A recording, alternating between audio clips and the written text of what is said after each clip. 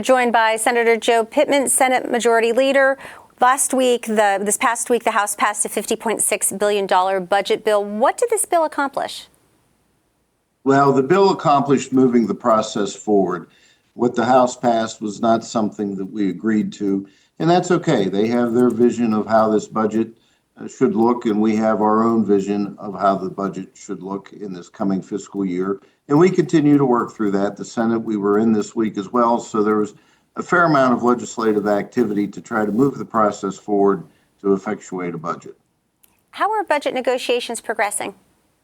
We're progressing incrementally. We're having very cordial and positive conversations, but there is a long way to go. Make no mistake, in divided government, we have some very philosophical differences that are deep.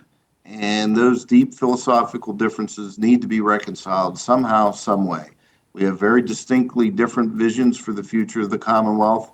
We're trying to figure out where we can agree to disagree and find areas where there's give and take that's possible and bring some commonality and get a good product in place for the people of Pennsylvania. How frequently are you meeting? We're meeting very regularly, both at a member level and a staff level. The conversations are consistent and ongoing. Is Governor Shapiro directly involved at this point? The governor is directly involved, yes. What are the top priorities for your caucus? What would you really like to get out of this final budget product? Well, our overall priority is to try to maintain stability in keeping our fiscal house in order. We also want to figure out a pathway to help support and empower parents whenever it comes to educational opportunities. Those are two basic tenets that we have. Containing spending is very critical. We have a structural deficit that we've talked about at great length. And while we're not going to be able to fix that structural deficit overnight, we certainly need to take steps to protect the taxpayer, not just in this fiscal year, but in the years ahead. The governor's original budget proposal from February was $51.5 billion. The House bill that passed this week was $50.6. Is there a goal number that you have in mind that you would be comfortable with for the final budget? We're not focused on a specific goal number necessarily.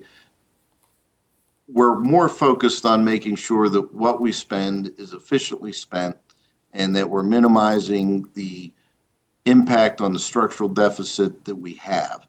And we're also trying to make sure that we're using the dollars that exist. And what I mean by that are funds that have lapsed or special funds or things of that nature to make sure that those are put into play as well to protect the taxpayer. And that means protecting hopefully the rainy day fund to make sure that that fund remains stable so it's there for future rainy days if we have them. Can you identify areas where you'd like to see spending reduced? Well, we need to contain the growth of spending in Medicaid. It's, to be clear, we're not cutting dollars. We're trying to maintain the growth so it's a sustainable number. The governor's proposed budget, I believe, had well north of $2 billion increase in Medicaid spending. We can't sustain that level of increase, and so we have to figure out a way to tamp down those increased costs as budgets go forward. Now that the federal budget has been finalized, how will that impact what happens on the state level? We really don't see an immediate impact in terms of costs to the Commonwealth. What we do see, though, is the fact that the bill, big, beautiful bill passed and signed into law by President Trump has the potential to unleash enormous economic activity, not just in Pennsylvania, but across the country. And so we're very encouraged that that could be helpful to our bottom line revenues as our economy grows in the years ahead.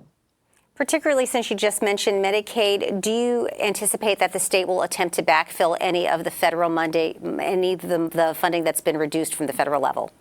Well, we don't see any immediate impacts coming our way in terms of Medicaid in that regard. And so we're not really focused on having to deal with any immediate issues that arise. But again, really what we're talking about is restraining the growth of spending, both at the national level and the state level. And ultimately, what we're looking to do is encourage able-bodied individuals who have the opportunity to contribute to our society to do just that. If we look back at budget negotiations for just a moment, can you identify perhaps either areas where you see crossover and agreement among the caucuses, or perhaps areas that really jump out as the big areas of contention that aren't going to move forward this year? Well, there's a lot of areas of contention, quite frankly. We recognize the issues related to transit and transportation infrastructure. We are not opposed to transit in the sense that we recognize that it is a valuable asset to many parts of the Commonwealth. But we need to make sure that if the taxpayers are going to be asked to invest more in transit, that those dollars are accountable, that the systems that receive those dollars are using them as efficiently as possible, that the local communities are contributing increased support to make sure that those networks run to their benefit, and also to recognize that there are infrastructure needs as well. Rural communities don't have the luxury of using mass transit. What they have are roads and bridges that are not frequently traveled, but yet extremely important to their quality of life, and that needs to be addressed as well. There have been multiple iterations of proposals attempting to tax and regulate skills games. Can you talk a little bit about if there's a particular version that you see advancing and gaining most favor among the caucuses? Well, there's a variety of ideas, and it is one area that there is a lot of bipartisan cooperation in trying to figure out how we effectuate something that I believe all parties conceptually agree on, which is that gaming needs to be properly regulated in this Commonwealth. And we have this issue in front of us because of some court rulings that have opened this marketplace, but it is an unregulated marketplace. And I believe there is a collective focus on the need to bring that industry into a regulated environment, make sure that we have an age-restricted environment, and we recognize that if we're going to have gaming with that needs to include regulation. Earlier this month, Senators Laughlin and Street offered a proposal once again to legalize recreational marijuana. A House bill that had attempted to do something similar failed in committee earlier this year. What are your thoughts on the prospects of this bill that the senators just brought forth earlier this month? I don't see there being a critical mass to bring that forward to the membership anytime soon.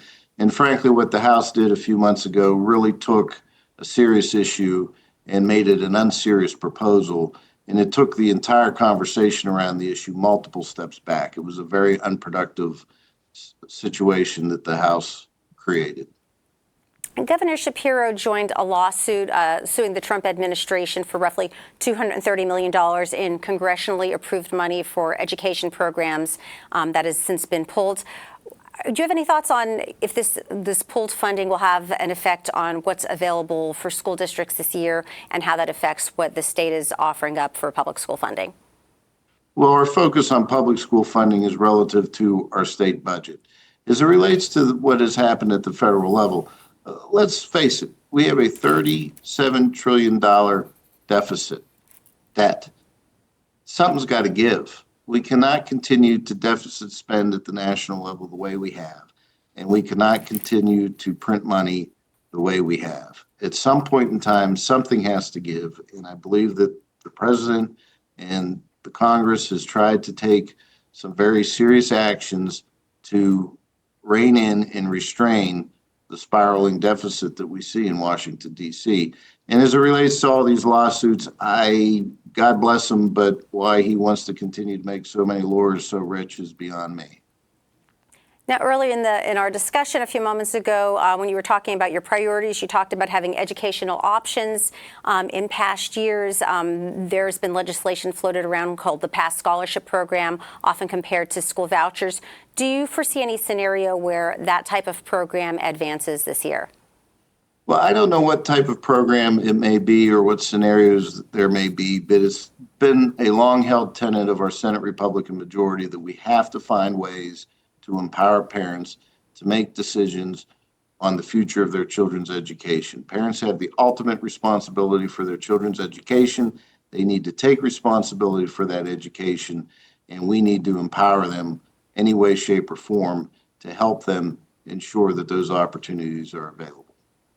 Do you have any sense of how long it will take to reach a final budget agreement? I do not. We're going to be focused on getting the right product in place at the right time. This is serious work. It's important work. It's complicated work. There are a lot of moving parts. There are a lot of issues, and we have to get this right. And if it's going to take us a little longer to get that in place, we're going to take the time necessary to get it done right. What are the next steps for you and the other leaders moving forward in this budget process? And how do you know when is an appropriate time to call the Senate back to the floor to continue session and to continue to advance the process? Well, from our perspective, we just concluded 2 days of session where we put in position important budget-related pieces of legislation. And so we are prepared whenever there is a broad agreement to bring the members in, have them digest the agreement, and if there is a majority support for it, then we will certainly move forward. But we want to make sure that the time spent here is productive. Some of the most important work that we do as legislators is in our home districts. And that's an important focus that we all need to have, because that's really when we're able to understand what the pulse of the people of Pennsylvania is and what their priorities are.